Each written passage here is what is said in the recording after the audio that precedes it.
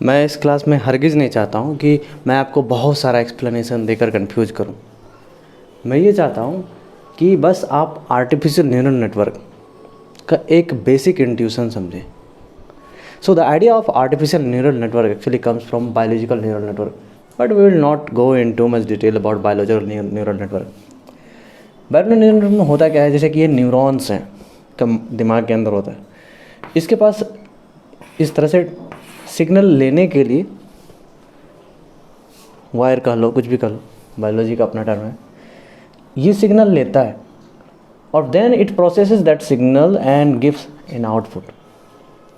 और ये आउटपुट हो सकता है ये डायरेक्टली आउटपुट दे दे, या फिर ये हो सकता है ये दूसरे किसी न्यूरॉन के लिए इनपुट बन जाए। जैसे ये न्यूरॉन है, इसको कई सारे अलग न्यूरॉन से इनपुट आ रहा है। सो एक न्यूरॉन कई सारे अलग न्यूरॉन से या फिर कहीं से इनपुट ले रहा है, फिर उसको प्रोसेस कर रहा है, then it processes and gives an output. और ये आउटपुट हो सकता है डायरेक्टली आउटपुट हो जाए या फिर दूसरे न्यूरॉन के लिए इनपुट हो जाए। The motivation of artificial neural network comes from this biological neural network. Computer scientist ने कहा क्यों ना ऐसी दिमाग हम अपने कंप्यूटर के अंदर भी जनरेट करें कि उनमें भी समझ डेवलप हो जाए। एक चीज़ आप याद रखिएगा हमेशा, हम शॉर्ट में न्यूरल नेटवर्क बात करेंगे, but whenever I talk about neural network automatically आप समझ जाइए कि I am talking about artificial neural network. Obvious सी बात है, बायोलॉजिकल न्यूरल नेटवर्क तो हमारा टॉपिक यहाँ है नहीं। सो न्यूरल नेटवर्क के इंट्यूशन में जाने से पहले मैं आपको मशीन लर्निंग का थोड़ा सा रिकॉल करवाना चाहूँगा। मशीन लर्निंग में क्या होता था, बहुत सारे इनपुट होते थे।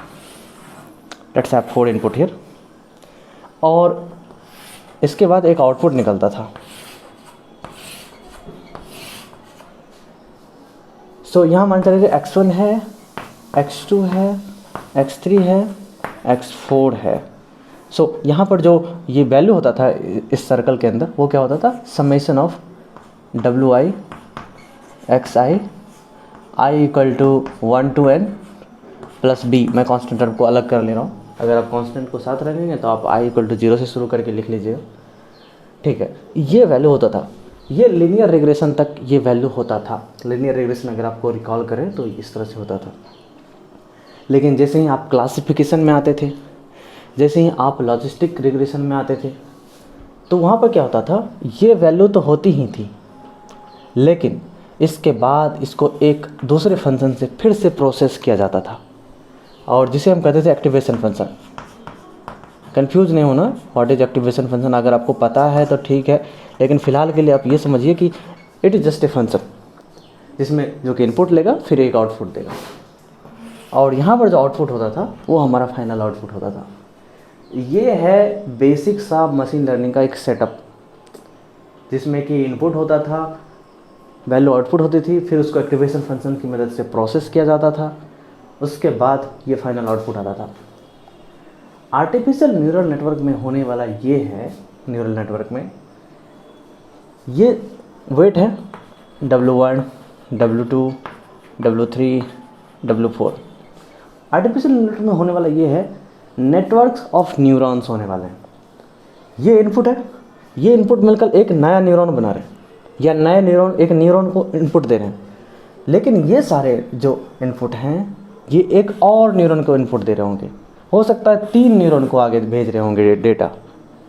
सो अगर इस न्यूरॉन को भेजना हो तो फिर से यहाँ से भी जाएगा, यहाँ से भी जाएगा, यहाँ से भी जाएगा, यहाँ से भी जाएगा, और इसमें वेट अलग अलग होंगे। सो यहाँ पर बहुत सारे लाइन ड्रॉ हो रहे हैं, तो मैं अंत में मिटा दूँगा ताकि क्लटर ना हो जाए चीज़ें। फिर यहाँ से भी जाएगा, फिर यहाँ से भी जाएगा। फिलहाल के लिए फोकस कीजिए इस वाले न्यूरॉन पर। सो सिमिलरली फर्स्ट वाले न्यूरॉन के लिए क्या हुआ था, समेशन ये हुआ था। सो इसके लिए वेट अलग होगा, इस वाले न्यूरॉन के लिए वेट अलग अलग होगा हर एक एज के लिए, और उस वेट्स के साथ समेशन होगा अगेन। समेशन के बाद फिर से एक्टिवेशन फंक्शन लगेगा, फिर एक वैल्यू आएगी। इस तरह से न्यूरल नेटवर्क काम करता है। इसको अगर ठीक से डिज़ाइन करना हो, पिक्चोरली सही से दिखाना हो, तो इसको दिखाने का तरीका कुछ ऐसा है कि मान चलो कि ये हमारा इनपुट न्यूरॉन है, यहाँ पर हमारे पास 4 न्यूरॉन इनपुट, आगे मान के चले कि हमारे पास 3 है। फिर हो सकता है कि ये सब मिलकर आगे 3 न्यूरॉन को डेटा भेज रहे हैं, फिर हो सकता है कि ये तीनों न्यूरॉन आगे चलकर 2 न्यूरॉन को डेटा भेज रहे होंगे। ये सब पॉसिबिलिटी है, कुछ भी हो सकता है। फिलहाल के लिए अगर बात करें कि अगर ये सारे न्यूरॉन्स इनको अगर डेटा भेज रहा है तो होगा क्या, सबसे पहले लीनियर कॉम्बिनेशन होगा, लीनियर कॉम्बिनेशन के बाद एक वैल्यू आएगी, उस वैल्यू के बाद एक्टिवेशन फंक्शन लगेगा, एक्टिवेशन फंक्शन के बाद जो फाइनल वैल्यू आएगी वो ये आगे भेजेगा। तो इसीलिए रिप्रेजेंटेशन के लिए सबसे अच्छा तरीका क्या है कि 2 अलग अलग सर्किल ऐसे फिर से बनाने के बजाय सबसे अच्छा तरीका क्या है, इसी को 2 भाग में बांट दो। इस भाग में रख लेना है प्री एक्टिवेशन वैल्यू, इस भाग में रख लेना है after activation post activation value. हर एक को 2 भाग में बांट दो। रिप्रेजेंटेशन का एक तरीका है ताकि हमें नंबर ऑफ सर्कल्स कम हो गए, क्लटर कम हो गया, ठीक है। यहाँ से इनपुट जो है, यहाँ से वैल्यू आया लीनियर कॉम्बिनेशन करके, यहाँ कुछ वैल्यू आया, उसको एक्टिवेशन फंक्शन लगाया जाएगा, एक्टिवेशन फंक्शन लगाने के बाद जो भी वैल्यू आएगी वो यहाँ पर आ जाएगा। अब ये वाला वैल्यू तैयार है आगे जाने के लिए। सिमिलरली यहाँ से लीनियर कॉम्बिनेशन करके जो वैल्यू आएगा यहाँ पर आएगा, उसको एक्टिवेशन फंक्शन की मदद से एक नया वैल्यू प्राप्त किया जाएगा और फिर यहाँ पर आ जाएगा, और ये वाला वैल्यू अब तैयार है आगे जाने के लिए।